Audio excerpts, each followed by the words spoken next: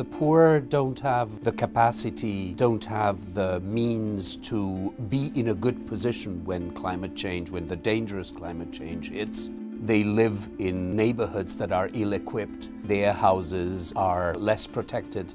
So when there is a crisis, a typhoon, a hurricane, they suffer. And more than that, they have less capacity to bounce back. When they have to rebuild their lives, they are in deep difficulties.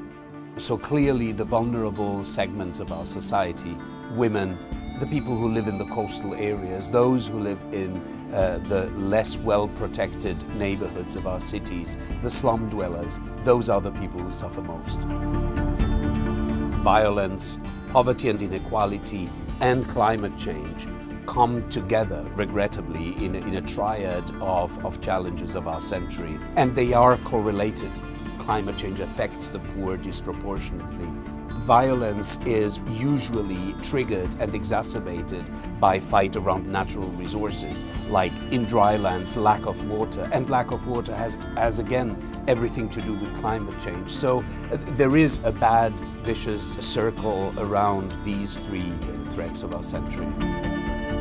Small island development states are the hardest hit. These are the countries that are more at risk, at vital risk, literally, at the risk of disappearing if the glaciers melt, if the waters rise.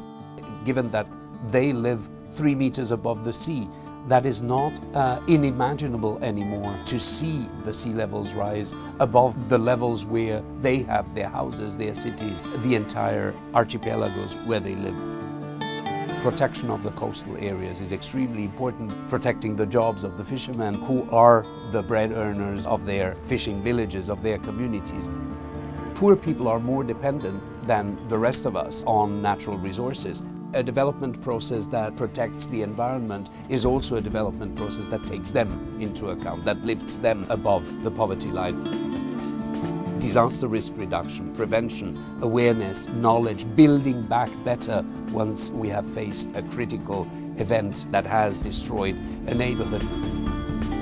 From reducing emissions to protecting the seas to biodiversity, there's a very, very large amount of actions that can be developed.